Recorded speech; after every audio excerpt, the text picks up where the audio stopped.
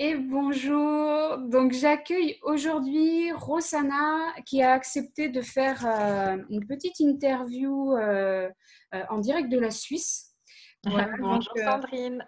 merci à toi d'avoir répondu à ma sollicitation. Donc j'ai vu au travers d'un post Facebook que tu avais donné naissance à domicile et ça m'intéressait de savoir un petit peu ton chemin de femme. Qu'est-ce qui t'a motivé à donner naissance à domicile? Alors, ce que je te propose, c'est peut-être de commencer à partager avec nous sur la première naissance, puisque tu as trois enfants, donc un enfant qui est né en maison de naissance et deux autres enfants qui sont nés à domicile. Et puis, on va dérouler le fil comme ça de ton histoire et de ton parcours au fil de l'eau. Mhm, avec plaisir. Alors, donc, il y a mon aîné Gwenaël, il va avoir 8 ans à cet été. Et c'est vrai que depuis toujours, hein, je me voyais absolument pas accoucher à l'hôpital. J'avais vraiment envie de quelque chose qui soit beaucoup plus proche de la nature, plus proche de quelque chose de physiologique. Voilà, pour moi, c'était pas une maladie, c'était pas une opération, donc je me voyais vraiment pas dans un contexte hospitalier. Mhm. Après, c'est vrai que bon, voilà, étant le premier, je ne savais pas encore ce que j'allais vivre, ce que j'allais découvrir comme aventure. Donc, le compromis de la maison de naissance était un compromis qui me convenait bien où voilà, il y avait cet aspect physiologique et naturel comme je le souhaitais, mais dans un cadre un petit peu plus protégé, avec différentes sages-femmes présentes, donc voilà, enfin, vraiment sécurisé, à côté de l'hôpital, s'il devait y avoir quoi que ce soit. Donc voilà, c'est comme ça que il y a presque 8 ans en arrière, j'ai donné naissance à mon petit garçon, entourée de deux sages-femmes, de mon mari à l'époque, puisque on a une famille recomposée, donc je me suis séparée ensuite du papa de mon aîné. Et c'est vrai que voilà, l'expérience a été plutôt belle, mais en fait, le travail avait déjà commencé à la maison, je m'étais mise dans la baignoire et c'est vrai que le fait de devoir quitter mon univers dans lequel je me sentais vraiment bien m'a quand même un petit peu pesé. Je me suis dit, si toutefois la vie m'offrira la chance de pouvoir avoir de nouveau des enfants, cette fois-ci, j'aimerais bien pouvoir accoucher chez moi. Hmm. Et quand j'ai rencontré donc mon deuxième mari, eh bien, voilà, je lui ai parlé d'un accouchement à la maison. Il a fait des grands yeux. Il m'a dit, mais ça va pas, mais ça existe, on peut accoucher à la maison. Puis voilà, enfin, convaincu qu'on devait absolument accoucher à l'hôpital. Et je lui dis, non, non, alors écoute, on peut tout à fait accoucher à domicile. Il suffit de trouver une sage-femme libérale qui nous accompagne. Mhm. Puis voilà, donc je me sens tout à fait capable, après avoir découvert comment mon corps réagit à l'accouchement, je me sens vraiment apte à pouvoir accoucher à la maison. Et puis, voilà, il y avait quelques euh, petites questions d'organisation avec mon aîné présent, avec les animaux. Enfin, on se disait, mais voilà, c'est vrai qu'il nous faudrait presque une deuxième personne présente pour un peu toute la logistique et pour pouvoir nous accompagner. J'avais aussi envie justement d'une personne qui puisse rassurer mon mari, Mhm. puisque voilà, enfin, il restait, alors il m'aurait suivi, mais avec quand même pas mal de craintes.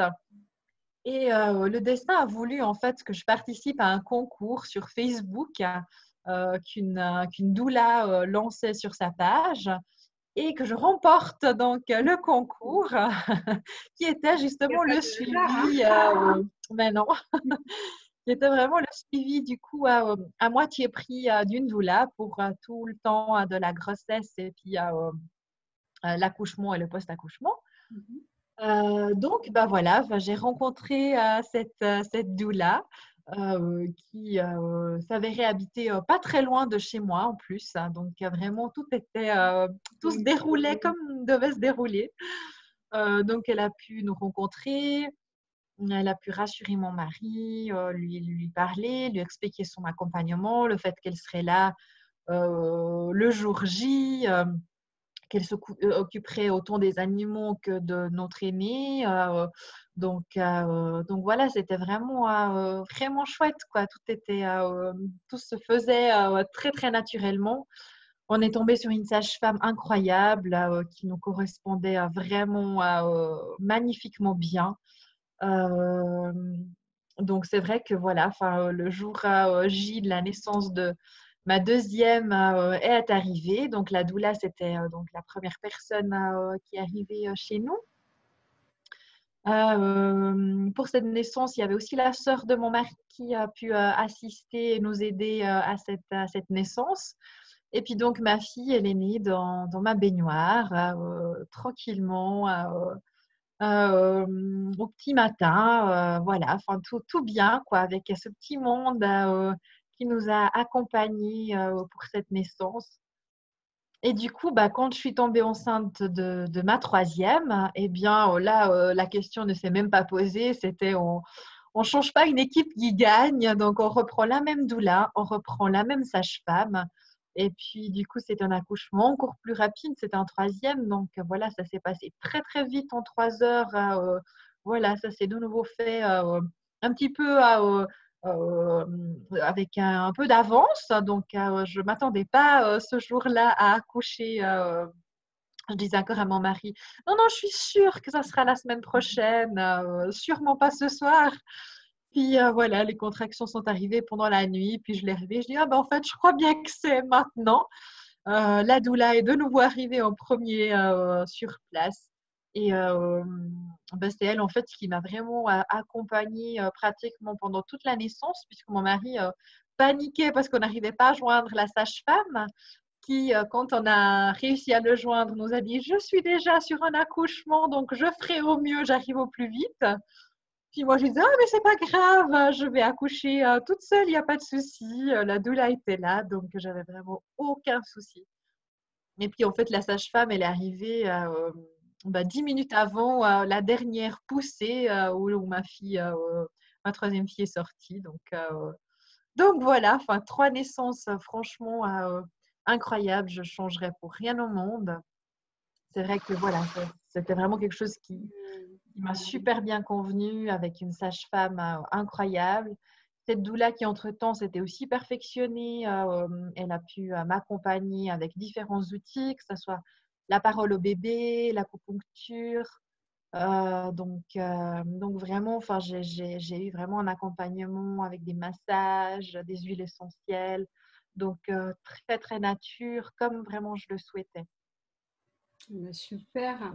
Est-ce que, enfin, tu parles de ta sage-femme. Est-ce que en Suisse, on trouve facilement une sage-femme libérale pour être accompagnée pour une naissance à domicile? Parce qu'en France, c'est quand même très compliqué, pour pas dire un parcours du combattant, Oui. suivant en plus les territoires en France où il y en a où il n'y a malheureusement pas de sage-femme libérale qui propose cet accompagnement-là. Comment ça se passe? Oui. Alors, je sais qu'effectivement, en Suisse, c'est quand même plus facile qu'en France. On a moins les bâtons dans les roues pour pouvoir accoucher à domicile. En tout cas, les sages-femmes, elles ont moins de contraintes. Néanmoins, selon les cantons, il y a quand même les médecins cantonaux qui mettent un petit peu enfin voilà, qui souhaiteraient quand même rapatrier les accouchements dans les hôpitaux. Mm. Donc, qu'ils essayent quand même de freiner un petit peu ces accouchements à domicile. Il n'y a pas énormément de sages-femmes qui font des accouchements à domicile, mais il y en a quand même. Alors, selon les cantons, il faut être 2 sages-femmes, ce qui complique quand même un petit peu la donne, puisque déjà, elles ne sont pas beaucoup, mais quand elles doivent être à 2, Mm. ce n'est pas évident. Dans mon canton, ce n'est pas le cas, donc elle a pu venir seule. Euh, mais voilà, ça dépend un petit peu des régions. Il y a quelques particularités, mais je sais que ça reste quand même plus facile qu'en France. Mm. D'accord. Et au niveau de la prise en charge, est-ce qu'il y a une prise en charge par enfin, la sécurité sociale suisse? Enfin, je ne sais plus son nom. Mhm. ou, Oui, les caisses maladie. Oui, donc alors l'accouchement à domicile est entièrement pris en charge par l'assurance maladie. Pas évidemment le suivi doula, donc ça c'est à charge des parents. Mais ça vaut vraiment la peine, hein, surtout ben voilà, quand on a besoin de se rassurer. Et puis, bah, c'est vrai que logistiquement parlant, bah, voilà, elle a pu vraiment s'occuper de mes enfants, elle a pu les rassurer, leur expliquer ce qui était en train de se passer, puisque bah, dans tous mes 3 accouchements, le travail a commencé la nuit. Donc voilà, enfin, les enfants au petit matin se réveillent, donc maman est plus là, qu'est-ce qui se passe? Il faut les rassurer, il faut leur expliquer ben voilà, que le bébé est en train d'arriver. Et ça, la doula est vraiment c'est une aide précieuse parce que ça te permet à ce que bah, ton conjoint puisse continuer vraiment de vivre cet accouchement avec toi. La sage-femme, du coup, elle est vraiment entièrement là pour le suivi de la naissance. Et puis la doula, bah, voilà, elle peut soit te relayer la sage-femme, soit justement s'occuper bah, des enfants. Nous, on a aussi des animaux, donc elle a pu vraiment aussi être aux petits soins, nous préparer à manger. Voilà, enfin, vraiment comme une petite maman pour la maman et toute la famille. c'est bien ça. Souvent, on dit que la doula, elle est là pour materner la mère, justement, et qu'il y a une belle complémentarité avec la sage-femme qui, elle peut être bien évidemment dans l'accompagnement émotionnel de ce que vit et traverse la mère, hein, quand elle est en train de Mhm. vivre la vie, mais en même temps que le fait qu'il y ait une juste répartition des tâches entre la doula et la sage-femme et qui se complètent divinement bien, en fait. Tout à fait. Tout à fait. Donc, moi, je l'ai vraiment vécu comme ça. En plus, notre sage-femme avait aidé ma doula à donner naissance aussi à son troisième. Donc voilà, il y avait vraiment une complémentarité et puis un partage très, très juste, très beau entre toutes ces femmes qui avaient vraiment des liens très particuliers entre elles. Et c'est vrai que ce qui était chouette aussi d'avoir ce même team pour mes 2 derniers accouchements, c'est que finalement, au dernier, ben, il n'y avait plus aucune crainte puisque tout le monde savait comment fonctionnait chacune. Et puis, ben, voilà, elles ont pu vraiment m'encourager en me rappelant ben, voilà, enfin, tout ce que j'avais pu faire pour la deuxième dans cette même baignoire. Donc, il n'y avait pas de raison à ce que ça se passe différemment finalement. C'est chouette. Alors moi, je précise, en France, les doulas, elles n'interviennent pas tant que la sage-femme n'est pas arrivée à domicile. Quand il y a une naissance à domicile, D'accord. Mhm. je dirais la règle de base, enfin, en conformité avec la réglementation française aussi, c'est que enfin, les doulas, elles attendent que la sage-femme elle soit arrivée au domicile avant d'arriver physiquement, pour pas qu'après on dise que c'est de l'exercice illégal du métier de sage-femme. Je le reprécise juste dans la Oui, vidéo par oui, oui. rapport à ceux qui nous regardent, puisque ton témoignage, il est par rapport à ton expérience en Suisse et qu'il peut y avoir un cadre réglementaire différent de ce qui se passe en Tout France. à fait, oui. Par rapport à tes ressentis, tu disais que tu avais besoin de sentir dans ton corps la pleine physiologie, je dirais, de la naissance. Euh, j'ai eu l'occasion de papoter avec Karine la sage-femme, qu'on appelle aujourd'hui Quantique Mama, et elle parle vraiment de puissance de femme, de la femme cro-magnonne qui est là comme dans sa grotte pour mettre au monde son enfant. Est-ce que Mhm. c'est quelque chose que tu as ressenti dans ton corps? Ah, mais clairement, hein, je pense que tant qu'on n'a pas vécu une naissance, on ne sait pas en fait ce que ça signifie réellement de vivre une explosion, j'ai envie de dire, dans tous les sens du terme, que ça soit émotionnel, mais même physique, hein. Vraiment, j'ai eu l'impression que mon bassin explosait tellement il s'ouvrait, tellement voilà, il laissait passer ses bébés.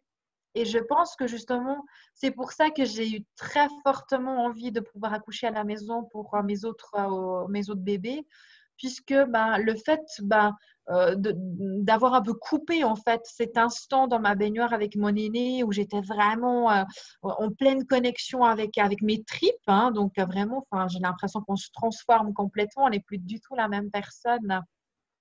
Eh bien, c'est quelque chose que justement m'a coupé en fait de cette énergie un peu tribale, comme ça, un peu animale, où vraiment, bah, il y a un moment donné, enfin, pour les trois, à chaque fois, j'ai eu l'impression que j'allais mourir tellement c'était intense au niveau ouais, des sensations qu'on vit à ce moment-là. Donc, oui, je crois qu'il y a vraiment quelque chose d'animal, de tribal qui se passe pendant l'accouchement quand on le vit vraiment pas coupé par le médical, là où on est vraiment euh, maîtresse de notre corps, pleinement en voyage dans un monde qui est au-delà de ce qu'on peut imaginer finalement.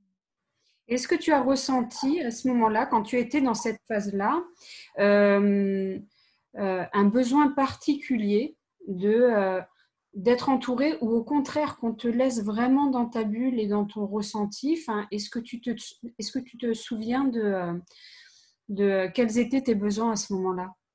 Ouais, alors ben, effectivement, c'était vraiment qu'on me laisse vivre la chose comme je la sente, qu'on me dise pas justement comment je dois respirer, comment je dois pousser, comment je dois faire, etc.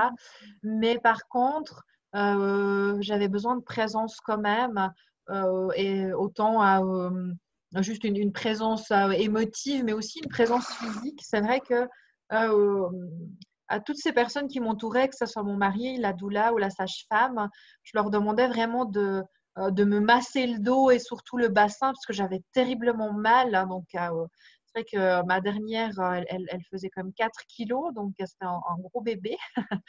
Je l'ai bien senti passer, donc c'est vrai que ben voilà, ce soutien clairement physique aussi était indispensable pour pouvoir vivre un petit peu cette douleur quoi, qui fait partie de l'accouchement. Hein. J'ai l'impression qu'on essaie un peu dans ce monde voilà, de balayer la douleur, mais la douleur, elle fait partie de la vie finalement, et puis bah, elle fait partie de l'accouchement. Et c'est une douleur particulière qui fait vraiment partie intégrante de ce voyage. Et c'est vrai que il y a des femmes qui arrivent très bien à la gérer seules, qui la ressentent peut-être différemment, voire même pas. Et puis d'autres qui ont vraiment besoin d'accompagnement pour pouvoir la vivre au mieux, ce qui était mon cas. Ah, super. Bah, écoute, je te remercie pour ce partage qui nous donne une idée de déjà avoir le ressenti d'une femme qui a vécu pleinement et je dirais dans sa toute-puissance le fait de mettre au monde ses enfants dans la physiologie et au cœur de son nid. Merci. Et Merci à toi, Sandrine. de voir aussi comment ça se passe en Suisse pour la naissance à domicile. Donc, ouais, vraiment, merci pour ces partages, moi qui me touchent toujours autant. Enfin, à chaque fois que je fais une vidéo, j'ai l'impression de baigner dans l'ocytocine et je raccroche et j'ai un Oui. effet ultra planant. Donc, voilà, je me sens pleine de gratitude par rapport à ça. Et je te souhaite une belle continuation avec ta famille. Et puis, écoute, au plaisir de nous voir en France ou en Suisse. Allons savoir. Avec grand plaisir. Merci à toi et belle Bonne journée. journée, Sandrine. Au revoir.